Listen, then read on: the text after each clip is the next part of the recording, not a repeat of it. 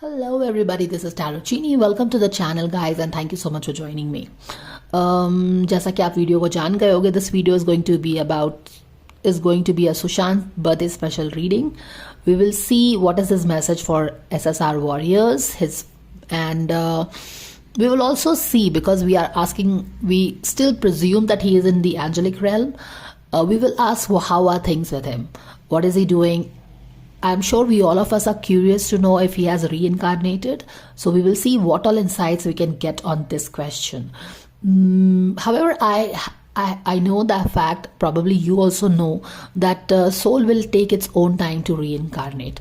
Soul खुद से जब वो स्पेशली सुशांत के केस में अगर ले तो उसका बहुत, जैसा कि हमने भी फाइंड किया है कि उसका बहुत हैवी ड्यूटी सोल पर्पस था as Sushant Singh Rajput.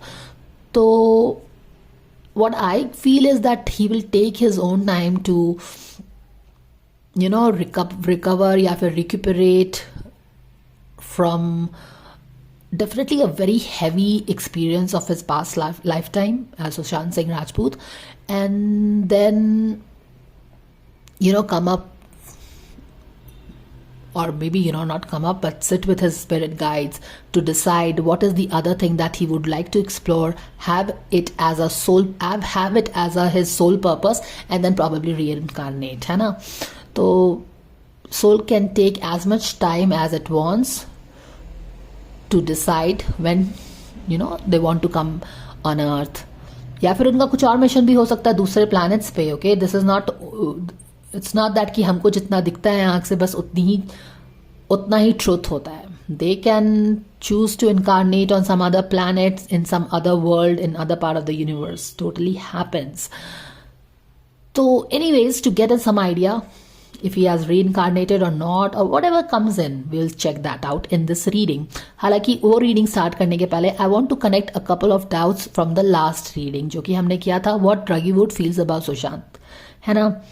And even we can ask a question, what Sushant feels about the Bollywood now, क्योंकि काफ़ी there is a lot of water that has flown down the river.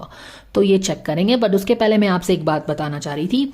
कल के reading का एक interesting insight जो कि मुझे रीडिंग करने के बाद दिखा, जो कि मैं कैमरे पे कैप्चर नहीं कर पाई, और Radha I couldn't share with you, is about this card. If you don't want to listen, of course you can fast forward it and start your reading. Message from Sushant. I will give the timestamp for that in the comment section, description box below. अब जो मैं बात आपको बताना चाह रही थी, यहाँ पे देखिए 9 और 10 ऑफ पेंटिकल्स का कार्ड है. इसका स्टोरी मैंने ऑलरेडी शेयर किया है कि जहाँ पे ये राजकुमारी होती है और इस कुत्ते को, because he had done a very big favour to the king, he is suppose to be marrying as per the, जैसा कि राजा ने प्रॉमिस किया था कि जो भी उसको पड़ोसी राजा को हरा देता है उसकी शादी वो अपनी राजकुमारी से करा देगा. And the dilemma is here कि ये तो एक डॉग है, कुत्ता है, तो एक राजकुमारी से इसकी शादी कैसे हो सकती है. तो इस मिस्टर डॉग ने ही हमें हमारे राजा को सजेशन दिया था कि अगर this is what you worry about, then don't have to worry, but you have to just do one thing. I can turn into a full-fledged human being, and only thing that you need to do is कि मुझे एक बड़ा सा भारी एक bell shaped jar या फिर bell shaped object लेना है और उसके नीचे आपको उसको मेरे ऊपर रख देना है.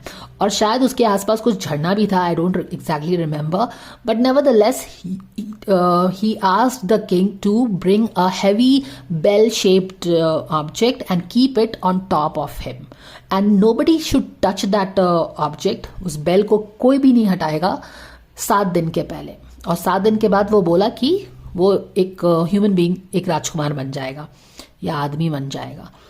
बट क्या होता है कि राजकुमारी को काफ़ी 6 दिन के बाद चिंता होने लगती है कि कहीं वो मर तो नहीं गया है उस बेल के अंदर.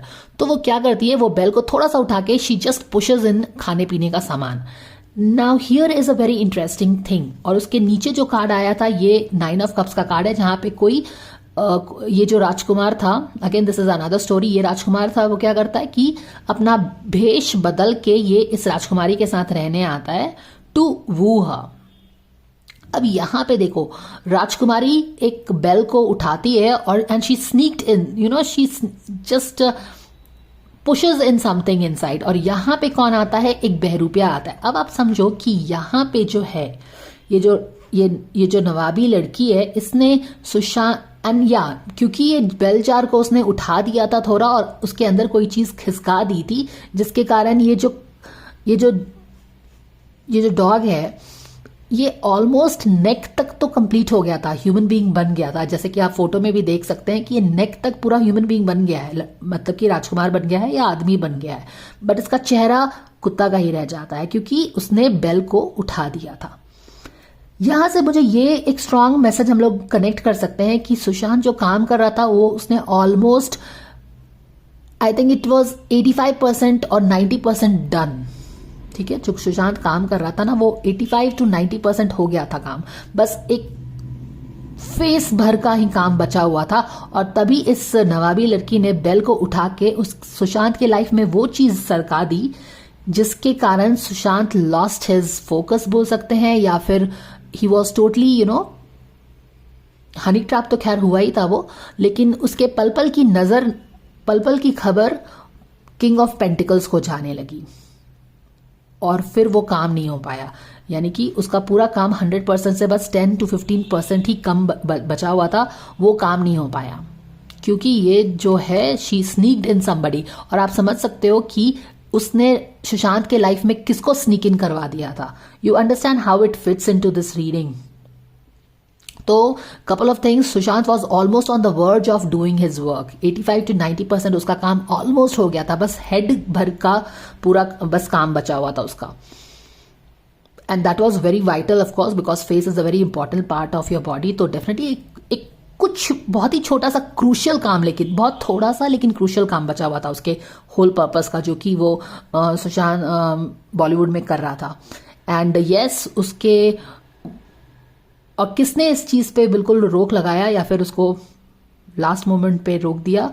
This girl who sneaked in her BFF into his life, who kind of started keeping track and even telling everything that was happening in Sushant's life to other people, जिसके लिए उसको उसके लाइफ में sneak इन कराया गया था, जिस purpose के लिए इस लड़की को सुशांत के लाइफ में स्नीक इन कराया गया था, जो कि वो अपने भी कुछ लोगों को लेके उसके लाइफ में स्नीक इन करके बैठी गई थी, वहां पे अड्डा जमा के वो उसके घर पे बैठ गई थी और उसके पल पल का खबर वो सबको देने लगी थी। इसीलिए जो लास्ट मोमेंट है ना, वो काम वो सुशांत का नहीं हो पाया। You understand. और लास्ट वाले कार्ड में हमें पता भी चला है कि he was kind of a under cover agent. अब अंडर कवर एजेंट का मुझे ये this is what it is, this ये जो स्टोरी है फेरी टेल की, ये अंडर कवर एजेंट का है। This guy is under cover agent. मैंने आई थिंक चेजिंग ड्रीम्स के वीडियो में कुछ इस तरह का एंगल सुशांत के केस में सुना है कि he was under cover agent. अब अभी तक मुझे इस बारे में कुछ भी नहीं पता था, but this is what I am picking from this card. So quite possibly he was an undercover agent. I have no idea, but this is what this card is telling. Or another thing that gives a lot of weightage to he being an undercover agent is the way he was honey trapped, the way everything was, हर चीज पे उसकी नजर रखी हुई थी, and the way he also was, not trying to target छोटा मोटा प्यादा. He was targeting the big shot of the whole murk. मैंने कि जिसने भी ये गोरख धंधा बिछा के रखा हुआ था ना, वो छोटे मोटे प्यादों को टारगेट नहीं कर रहा था, उसका टारगेट था गॉर्डियन नॉट, यानी कि द बिग शॉट.